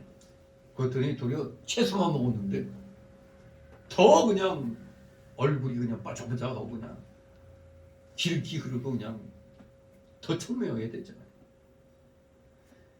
말세에는 마귀가 더욱 발악하여 여러 가지 올무로 우리 성도를 넘어뜨리려고 하기 때문에 우리 성도가 신앙을 지키려면 말씀에 굳게 서서 자기를 언제나 깨끗하게 보존해야 돼요. 그러니까 자기 책임입니다. 자기 신앙 만드는 건 남의 책임 아닙니다. 목사님 책임이에요. 그거 아닙니다. 자기 책임이 자기 책임.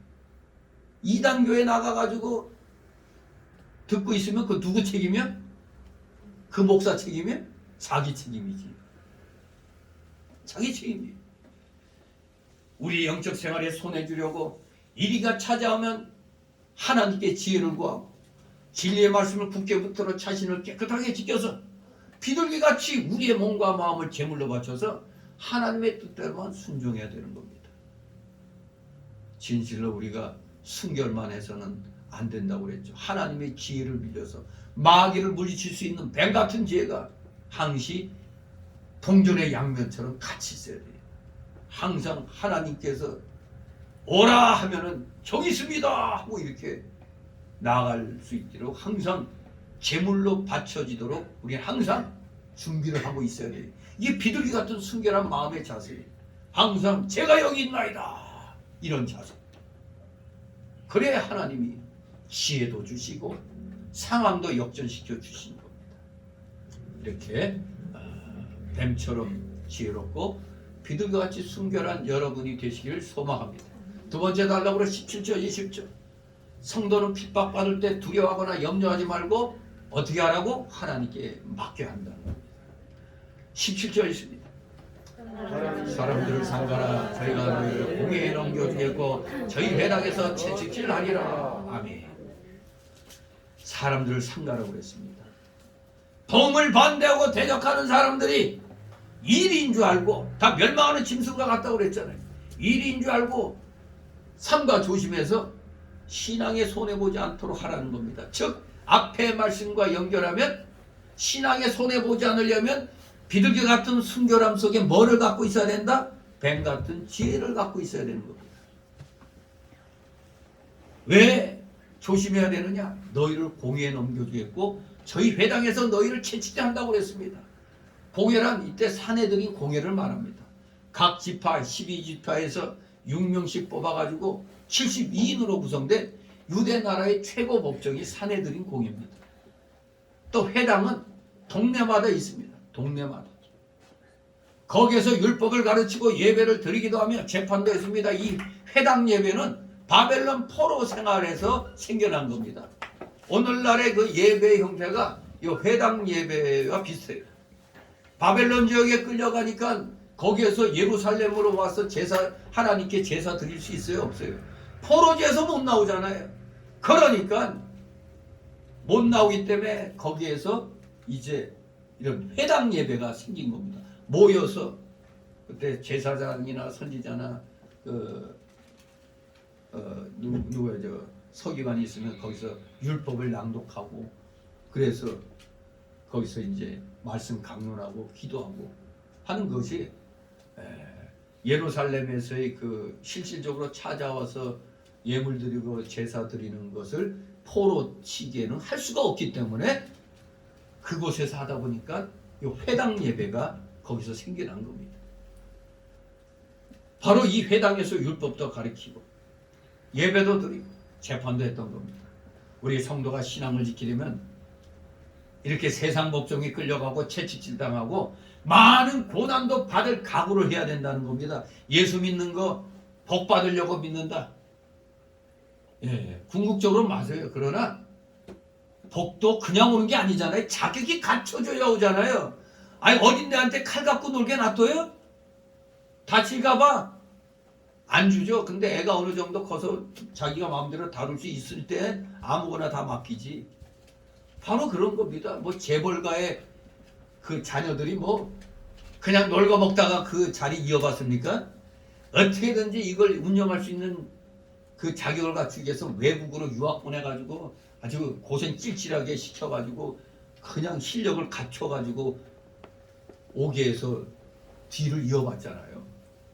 뭐든지 자격을 갖춰야 돼요. 바로 우리가 신앙인으로서 하나님께 인정받는 자격을 갖추기 위해서는 뭐를 겪어야 돼? 많은 고난도 받을 각오를 해야 되는 겁니다. 18절 있습니다. 또 너희가 나를 인하여 총독들과 인민들 앞에 끌려가리니 이는 저희와 이방인들에게 증거가 되게 하려 하십니다. 아멘. 예수님 믿고 하나님 말씀대로 살려고 했더니 세상 권력자들, 여기서 이제 그 시대는 총독 또 왕들 앞에 끌려갈 날도 온다는 겁니다. 말씀대로 살려고 하니까. 총독은 빌라도와 같은 지역 지리자, 임금은 헤롯과 같은 왕을 가리킵니다. 성경을 양보하고 믿는 사람들 환란이 있어요, 없어요? 성경을 양보하고 믿는 사람들은 환란이 없죠. 아니 마귀가 건들까요? 아 우리 편인데 왜 건들어? 에? 성경을 양보하고 믿으면 누구 편이야? 마귀 편이잖아. 마귀 편이 뭐 건들 리가 없죠. 또 환란이 없습니다. 그러면서 이걸 또 착각한 사람들, 내가 예수 잘 믿으니까 복된 날만 있다고 또 헛소리하는 사람들이 있죠. 분명히 알아야 됩니다. 성경 한 말씀 양보하면은 신앙은 다 무너지게 되어 있습니다. 지금 대한민국 교회가 왜 형편없어졌습니까? 아 코로나 팬데믹 때 세상에 그 수많은 교인들이 그 대형 교회에 스태프만 한 20명 정도 남고 안 나온다는 게 말이 되는 소리예요, 이게? 인본주의를 그대로 허용했더니 다 무너지는 겁니다. 마귀가 아주 잘 사용한 게 음악을 사용했어요. 음악. 소위 말하는 그 복음송이 이제는 CCM이 돼가지고 기독교인들을 세상 락음악으로 다 인도해버렸어. 다 무너졌어요. 그래서 분명히 알아야 됩니다. 옛날에 이 순교자들은 성경 말씀 한 구절을 지키다가 죽었던 겁니다. 한 송구가 천하보다 귀한 것이고 우리 육신의 생명보다 귀한 겁니다. 총독들과 임금 앞에 끌려가면은 우리는 복음을 증거해야 돼요. 우리가 뭐 코로나 때 뭐 어겼다 해가지고 이제 재판장에 끌려간 목사님들도 많았어요. 벌금 맞은 목사님도 많았고. 거기 가서 당당하게 전쟁 중에도 예배 드렸다. 전염병에 창궐할 때도 예배 드렸어요. 단지 우리가 지혜롭게 이제 전염병에 대한 그런 주의를 이제 하긴 해야 되죠. 우리는 어떠한 상황에서도 악조건에서도 복음을 증거할 줄 알아야 됩니다. 끌려가도 말씀을 양보하지 말고 성경대로만 답변하고 나간다면 오히려 복음이 널리 증거되는 계기가 되고 도리어 유익이 되는 겁니다. 그러니까 역발상을 할 줄 알아야 돼요. 지금 어렵다고 양보하면 나중은 더 어려워지는 겁니다. 이게 옳다면 끝까지 주장하고 나가야 됩니다. 19절 20절 있습니다. 너희를 넘겨줄 때 어떻게 또는 무엇을 말할까 염려치 말라. 그때 무슨 말할 것을 주시니 말하는 이는 너희가 아니라 너희 속에 벌써 말씀하시는 자 곧 너희 아버지의 성령이시니라. 아멘. 좋습니다. 총독이나 임금들 앞에 끌려가면 무슨 말을 어떻게 할까 하고 염려할 필요가 없습니다. 하나님께 기도하면서 기쁜 마음으로 끌려가면 그때 무슨 말을 할 것을 성령께서 가르쳐 주시는 겁니다. 말씀 지키는 자에게 성령이 같이 하시고 필요한 말씀을 주시는 겁니다. 미리 염려하고 무슨 말을 할까 걱정하면 안 됩니다. 왜? 그런 마음을 먹는 건 벌써 내 지혜로 하려는 것이기 때문에 하나님이 도와주시지 않아요. 그럴 때는 끝까지 하나님이 하시는 대로 끌려가면서 모든 것을 주께 맡기고 나가면 마음이 평안해집니다. 절대 죽기를 두려워하면 안 됩니다. 두려워한다는 것은 믿지 않는 증거라고 요한복음 14장 1절, 마가복음 4장 35절 40절에서 증거하고 있습니다. 하나님의 말씀을 인해서 환난과 핍박을 받는 사람에게는 성령이 특별히 역사하여 권능의 말씀으로 붙들어 주시고 평안을 주시고 견고한 믿음을 주셔서 그 사람을 더욱더 요긴하게 쓰시는 겁니다. 사도행전 5장 32절 말씀대로 순종하는 자에게 성령이 역사하신다고 했습니다. 하나님의 말씀을 믿음으로 순종하면 환난이 오더라도 성령이 그 사람 속에서 역사하여 모든 것을 다 감당하도록 하여 주시는 겁니다. 그런데 이 19절 20절 말씀을 또 오해하면 안 되는 게 있어요. 어떻게 그냥 19절 20절 그냥 겉으로만 읽으면 마치 귀신 들린 상태처럼 성도의 의식은 죽어 있고 성령이 우리 인간 기계를 사용하여 직접 말씀하신다, 이렇게 생각하면 안 돼요. 그게 아니라고 했죠. 성령께서 그때그때 영감과 지혜를 주신다는 약속입니다. 무슨 귀신에 취해가지고 홀린 것처럼 그렇게 하는 게 아니에요. 성령께서 그때그때 영광과 지혜를 주신다는 겁니다. 실제로 교회사 2000년 역사를 보더라도 교회가 이토록 부흥한 것은 인간 천재들의 힘이 아니라 오로지 성령께서 성도를 통하여 행하신 역사임을 알 수가 있는 겁니다. 따라서 참성도와 주의 종은 말씀 때문에 역경에 처해도 절대 두려워하면 안 됩니다.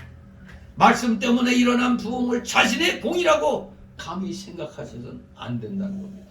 오늘날 많은 사람들이, 많은 목사들이 착각하는 게 있죠. 큰 교회하고 많은 성도 모이면 마치 내가 능력이 많아서, 또 성도들도 또 거기에 호응해가지고 대형교회 목사는 또 마치 이단의 교주같이 신처럼 또 그렇게 생각하는 그런 경우가 실질적으로 있잖아요. 대형교회 다니는 그 직분자들은 마치 자그마한 교회 목사들이 거기 찾아가면 무시해요. 심지어 저 명성교회에는 어느 목사들이 찾아가면 장로들이 우리 목사님 앞에서 나올 때는 등 보이면 안 됩니다. 지가 왕이요? 옛날 상감마마 할 때 그냥 어떻게 뒷걸음 치면서 물러났어요. 아, 이런 썩어 빠진 이런 자들이 하나님이 그렇게 만들어 주신 걸 자기 공으로 생각하는 겁니다. 그렇게 하면 안 돼요. 절대 우리는 말씀에 순종해야 평안해지고 하나님께서 견고한 믿음 주시고 그 사람을 더욱더 요긴하게 쓰신다는 걸 우리는 기억해야 되겠습니다. 절대 내 지혜로 하려고 하면 안 됩니다. 다 하나님께 맡기시기 바랍니다. 마지막 세 번째 달라고 21절 23절, 성도는 부모 자식 형제 간에 대적하는 때가 올지라도 끝까지 견디며 주의 구원을 기다려야 한다는 겁니다. 21절 있습니다. 장차 형제가 형제를, 아비가 자식을 죽는 데 내어주며 자식들이 부모를 대적하여 죽게 하리라. 아멘. 외부에서 오는 핍박이 너무 심하기 때문에, 심지어 너무 외부에서 오는 핍박이 심하니까 가까운 사람들이 서로 배신하고 잡아주는 걸 말하는 겁니다. 이건 6.25 때 공산주의 치하에 들어갔을 때 일어난 일들이잖아요. 어이 뭐 다 죽인다고 하니까 아우 저기 있습니다. 뭐 저 사람이 목사요, 저 사람이 장로요, 막 그렇게 배신 때리는 겁니다. 쟤 잡아주지 않으면 내가 죽게 됩니까? 할 수 없이 잡아주게 되는 겁니다. 부모가 자식을 잡아줄 수가 없지만 잡아주지 않으면 부모를 잡아 죽이기 때문에 자기가 죽지 않으려고 잡아주는 겁니다. 자기가 죽더라도 잡아주지 않을 사람은 많지 않죠. 막상 위기를 당하면 많지가 않아요. 우리 인간의 연약함, 그 옛사람의 속성이 그럴 때는 더 크게 작용을 합니다. 자기가 죽을 각오를 한 사람만이 잡아주지 않을 수가 있는 겁니다. 그러므로 생명을 내어놓지 않으면 믿음을 지킬 수 없습니다. 형제가 형제를 잡아주고 목사가 목사를 잡아 죽음에 넘겨주지 않으면 안 되는 무서운 환란의 때가 있는 것입니다. 그러나 성도를 잡아주면 그 성도는 하나님의 예정 가운데 환란을 당하고 혹 순교를 당하지만 잡아준 사람은 앙화와 저주를 받게 되는 겁니다. 소자 하나를 실족해 하는 것보다 연자 맷돌을 목에 달리고 바다에 던지는 것이 낫다고 이렇게 말씀했는데, 그런데 성도를 잡아준 죄는 얼마나 크겠느냐 이겁니다. 나 하나 살겠다고 성도를 잡아낸겨? 여러분, 이 코로나 팬데믹 때 교회들이 지역에서 잘했는데도 참 나쁜 놈들이죠. 어리석은 국민들이 교회에다가 그냥 달걀 던지고 그냥 침 뱉고. 아니 저한테 그때 속으로 되게 분노한 게, 짜장면인가 뭘 배달시켰는데 와서 딱 보니까 교회니까 여기를 안 오고 저 현관 문 앞에다 놓고 가더라고. 교회라고. 참 기가 막히죠. 악한 놈들이 거짓말로 국민들을 속여 먹었더니 그 거짓에 속은 국민들이 기독교 알기를 먹같이 알았잖아요. 교회 다니는 사람도 교회 다닌다는 말 하기가 꺼리는 시대가 있었잖아요. 지난 3년간. 기가 막히죠. 그러니 성도를 잡아준 죄는 말도 못하게 크지만 우리 기독교를 공격한 저 악한 놈들의 죄는 이제 그 대가를 치러야 됩니다. 국민들을 얼마나 많이 속여먹었는지 통계까지 다 조작된 거 저는 진작부터 알고 있었지만 목사들도 잘 몰라요. 그냥 참 목사들도 거짓말을 갖다 분별하지 못하는 목사들은 세고 셌습니다. 하나님이 저한테 지혜 주셔갖고 이제 목사들도 그렇게 깨우치게 하는 그런 역할도 제가 하고 있는데 참 답답해요. 분명히 알아야 됩니다. 하나님 앞에 바로해야 됩니다. 나 하나 잘 먹고 잘 살겠다고 하나님의 영광을 가리우면 엄청난 죄가를 치르게 되는 겁니다. 22절 있습니다. 또 너희가 내 이름을 인하여 모든 사람에게 미움을 받을 것이나 나중까지 견다는 자는 구원을 얻으리라. 아멘. 여러분 분명히 아셔야 됩니다. 예수 믿는 일 때문에 모든 사람에게 미움받을 각오를 해야 됩니다. 미움받을 각오. 예수님의 이름을 위하여 모든 사람에게 미움을 받으면 복이 있는 겁니다.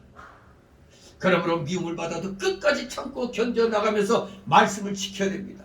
말씀 신앙. 말씀을 지키면서 끝까지 참고 견뎌나가야 구원을 이룰 수가 있는 겁니다. 물론 여기서 말하는 구원을 얻으리라 이 말씀은 기본적인 구원을 말하는 게 아니에요. 예수 믿으면 자연적으로 성령의 임함으로 구원받는 그 기본적인 구원을 말하는 게 아니라 여기서는 구원을 이루어 나가는 성화를 말하는 겁니다. 성화. 근데 대부분 성화에서 실패하는 사람이 많잖아요. 그런 사람들은 무슨 구원? 해받는 구원이라고 그러죠. 불 가운데 그냥 끄슬려 가지고 나온 그 나무 토막 같은 그런 구원입니다. 분명히 구별을 해야 돼요. 기본적인 구원은 예수님 믿을 때 받는 구원이고, 행함으로써 구원을 이루어 나가는 건 성화 구원이라고 얘기하는 겁니다. 이걸 구분을 잘해야 됩니다. 어느 목사님이 나한테 그걸 물어봐요. 아니 성령 받았어도 나중에 생활 개판으로 하면 이거 구원 받았다고 할 수 있습니까? 그러길래 구원 받았죠. 성령 받았기 때문에. 단지 성화에서 실패했기 때문에 해받는 구원에 해당되는 거예요. 공력이 다 붙어서 받을 상급이 없는 부끄러운 구원이죠. 그런데 얘기했더니, 근데 이 교단에도 이걸 제대로 가르치지 못하는 교단이 있어요. 마치 그게 이제 소위 말하는 저 감리교 쪽이 좀 그런 게 많은데, 열심히 신앙생활 하다가 구원에서 탈락할 수 있다고. 왜? 죄 짓고만 하다 보면 구원에서 떨어져 나간다는 식으로. 이 구원은 하나님이 주시는 선물이지 내가 뭘 만들어가는 게 아니에요. 내가 만들어가는 건 성화예요. 성화. 이걸 구분을 잘해야 돼. 목사들도 그걸 구분을 못하고 나한테 물어보니 내가 어이없어가지고. 아무튼 여러분 열심을 다하여 여러분이 거룩해져가는 이 믿는 자로서의 자격을 갖춰 나가시는데 게으름 피우지 마시기 바랍니다. 23절 있습니다. 이 동네에서 너희를 핍박하던 저 동네로 피하라. 내가 진실로 너에게 이르노니 이스라엘 모든 동네를 다 다니지 못하여서 인자가 오리라. 아멘. 자, 뭐 우리가 일반적으로 이 동네에서 복음을 전하는데 핍박이 심하면 미련 없이 딴 데로 가야 되잖아요. 일을 못 하잖아요. 핍박하니까. 예수님도 일할 곳 있는 곳으로 가서 일하라고 말씀하시는 겁니다. 이 동네에서 복음 전하다 핍박받으면 저 동네로 가고 또 저 동네에서도 핍박받으면 또 다른 동네로 가면서 계속해서 아 이거 틀렸다 난 복음 안 전해 이러면 안 되고 계속해서 복음을 전해 나가야 된다는 겁니다. 그럴 때 뭐라고 했어요? 이스라엘 모든 동네를 다 다니지 못하여서 인자가 온다고 그랬는데 이 말씀이 무슨 말이냐? 우리가 신앙의 길을 다 갈 수가 있어요. 여기 가서 전도 저기 가서 전도하더라도 신앙의 길을 다 못 갑니다. 신앙의 길이 다 가기 전에 하나님의 권고가 온다는 뜻입니다. 이스라엘의 모든 동네를 다 다니지 못해서 인자가 온다는 말. 신앙의 길을 우리가 어차피 다는 못 가요. 하나님의 권고가 온다는 거예요. 다 가기 전에. 성도가 믿음으로 걸어가려면 얼마든지 걸어갈 수가 있는 겁니다. 신앙의 길이 끊기기 전에 반드시 하나님의 권고하심이 온다는 걸 기억하시기 바랍니다. 그런데 우리들은 힘들면 희망이 없다. 갈 길이 막혔다 말하잖아요. 그런 말 하지 말고 계속해서 복음 전하고 믿음을 지켜나간다면 반드시 하나님의 권고가 온다는 사실을 믿으시기 바랍니다. 5,000명, 4,000명이 예수님 따라다닐 때는 우리 예수님이 아주 큰 성공한 것 같잖아요. 그런데 십자가 순환을 정했더니 어떻게 됐다고? 썰물처럼 휘악 빠져나가고 누구만 딸랑 남아? 예수님 12제자만 딸랑 남아. 바로 코로나 팬데믹이 왔을 때 썰물같이 샥 빠져나가고 딸랑 몇 사람만 딱. 근데 정신 나간 교회들은 다른 교회에서 자기 교회가 문 닫았더니 다른 교회에서라도 나가서 예배드리겠다고 나가서 그 교회 문 두드렸더니 문을 잠그고 못 들어오게. 참 이렇게 거짓말이 굉장히 무서운 효력을 발휘했습니다.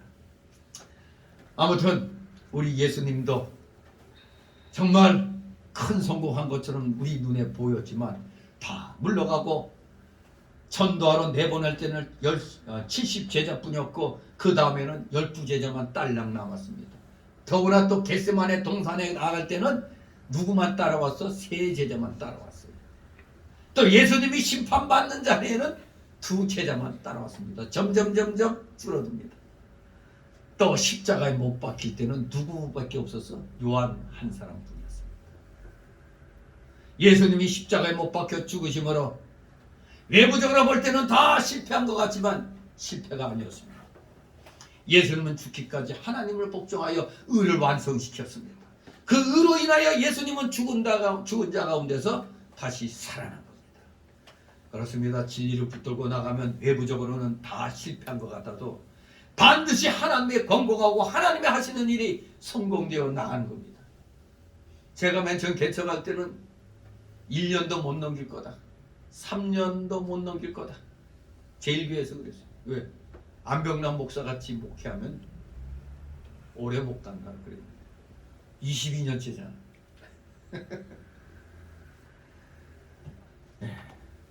뭐 인원은 적어도 진리의 말씀. 저도 어디 가서 말씀 전하면 목사들이 다 혀를 내둘러요. 같은 목사인데도. 왜? 나는 말씀, 요 본문의 말씀을 그대로 전하기 때문에 그런 겁니다. 교리. 어제 강도사 고시 볼 때 또 2사람이 봤는데 이제 설교도 이제 실시했죠. 근데 하나같이 역시 설교에 경험이 없다 보니까 이 제목 설교에 다 본문을 해석해가면서 이걸 갖다 설교를 해야 되는데 그냥 제목 설교 제목 본문은 그냥 이렇게 놔두고 제목으로만. 제가 그러다 이제 다 지적을 해줬는데 아무튼 우리가 진리를 붙들고 나갈 땐 처음에는 외롭죠. 힘들죠. 하지만 하나님의 공고는 반드시 오는 겁니다. 하나님이 하시는 일이 성공되어 나가는 겁니다. 여기 인자가 온다는 말을 주 70년에 예루살렘 멸망을 가리킨다고 하는 그런 학자의 해석도 있습니다만, 그런 해석보다는 신앙의 길을 다 가기 전에 하나님의 공고가 온다는 사실을 기억하고 우리 모두 힘을 내서 최선을 다하여 복음 전도하는데 정말로 실망하고 좌절하지 마시기 바랍니다. 우리 전도 부인회가 토요일마다 돌리지만 그 전도지 받고 온 사람 있어요, 없어요? 없죠. 실망하지 말라는 겁니다. 우리가 뿌렸을 때 이걸 받은 사람들이 다른 교회에 나갈 수도 있고 또 다른 교회에서 뿌린 씨앗이 우리한테로 오는 수도 있는 겁니다. 반드시 하나님의 공고가 오는 겁니다.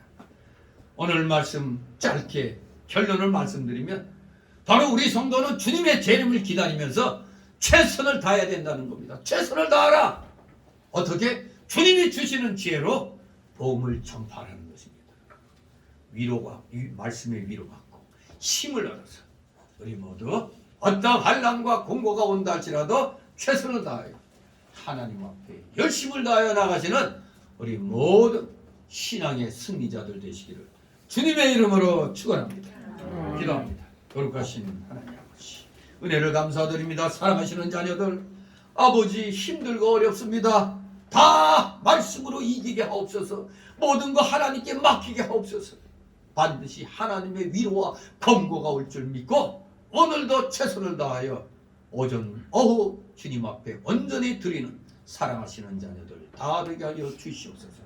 감사드리며 예수 그리스도 이름으로 기도드리옵나이다. 아멘. 같이 찬송가 270장.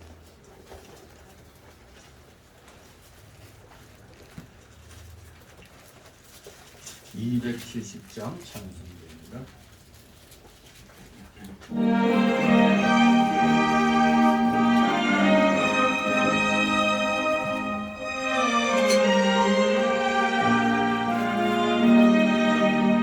우리가 지금은 나그네 되어도 화려한 천국에 거저 나가리.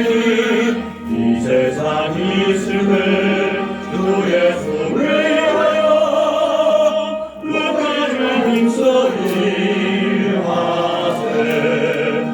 주 내게 부탁하시네. 천사도 응모하겠네.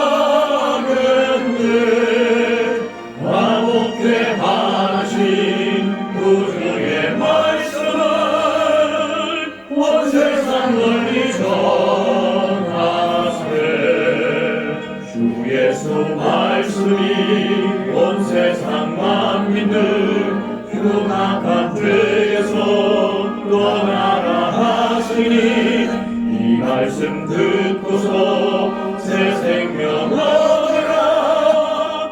이 기쁜 소식 전하세. 주 내게 부탁하시니 천사도 응모하겠네. 화목해 하신 구주의 말씀을 온 세상 널리 전하세. 영생의 복락과 천국에 갈 길을 만 백성 알도록 나가서 전하세. 주 예수 말씀이 이 복음 전하라. 우리에게 부탁하셨네. 주 내게 부탁하시니 천사도 응모하겠네. 화목해 하신 구주의 말씀을 온 세상 널리 전하세.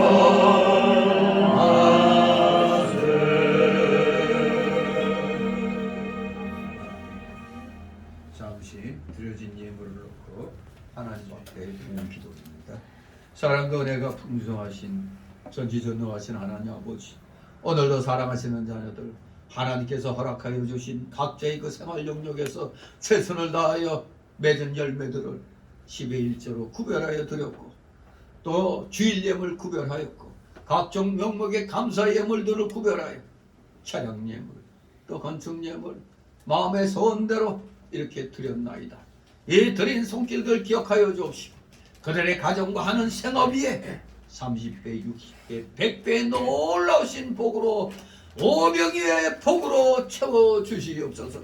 혹시라도 물질 놓고 등당하는 우리 성도들 있습니까? 아버지, 우리 성도의 소원을 들어주소서.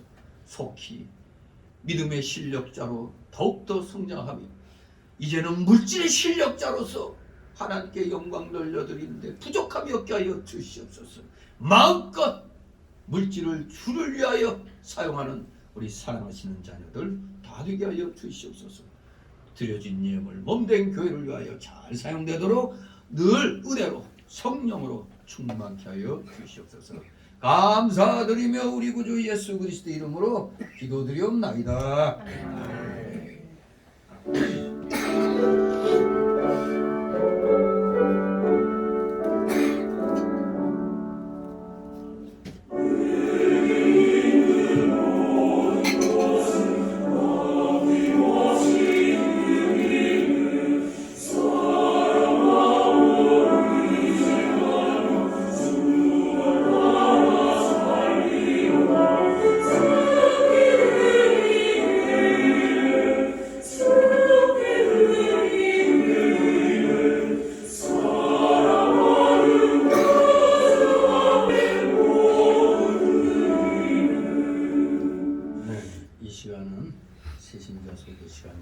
등록된 카드 없습니다. 우리 서로 가볍게도 인사들 나누시 바랍니다. 네, 반갑습니다. 네, 감사합니다. 이제 힘을 내셔서 오후에도 여러분들 예배를 드리도록 힘을 써야 돼요. 자꾸 그 오전에만 드리면은 반쪽짜리 신앙이 되는 겁니다. 반쪽짜리. 갈수록 다 약해져 가고 있습니다. 그럴 때일수록 우리는 나는 나의 길을 가련다. 누가 뭐라고 해도 내 길은 내가 가는 겁니다. 열심을 내어 하나님이 주시는 복을 남김없이 받으시는 여러분 되시기를 소망합니다. 네, 광고 말씀. 이제 2월 달이 이제 끝나갑니다. 이틀 남았네요. 우리 이 나라 자유민주주의 체제 이거 잘 유지하도록 여러분 기도하시 바랍니다. 이거 그냥 얻어지는 게 아닙니다.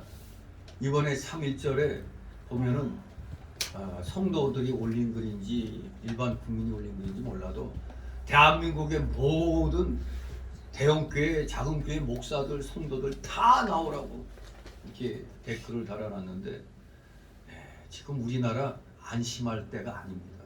지금 대통령 탄핵하려고 난리 부를 수 있습니다. 지금 북한의 지령입니다. 그게 이재명이가 대통령 됐으면 6개월 안에 연방제 통일로 가는 거였는데 틀렸으니까 1년 내에 윤석열이 떨거라.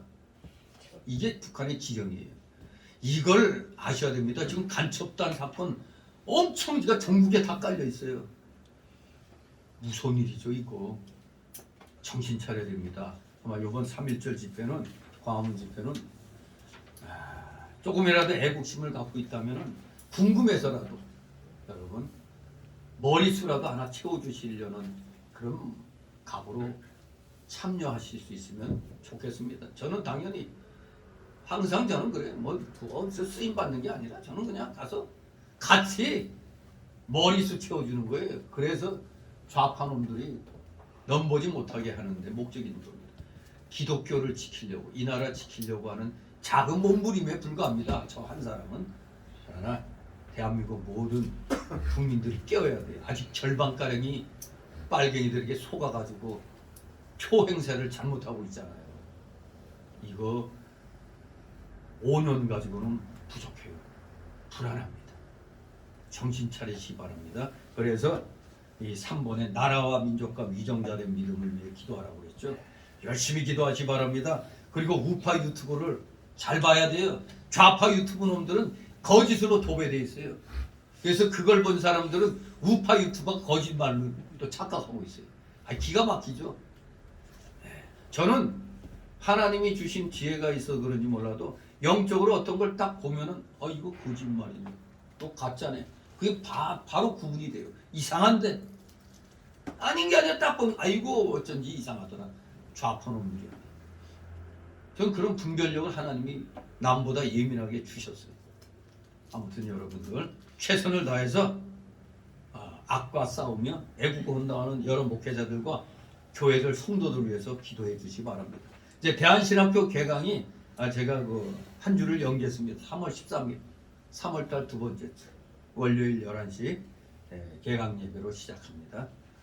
아무튼 열심히 여러분들 신앙생활 해나가시기 바랍니다. 우리 다 같이 일어나셔서 62장 부르신 후 축복 기도로 마칩니다. 62장.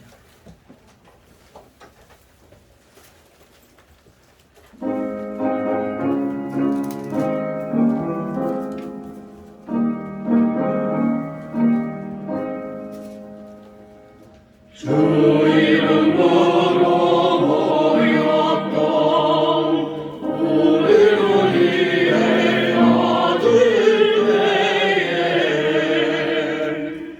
언제나 함께 하시며 평안케 하소서.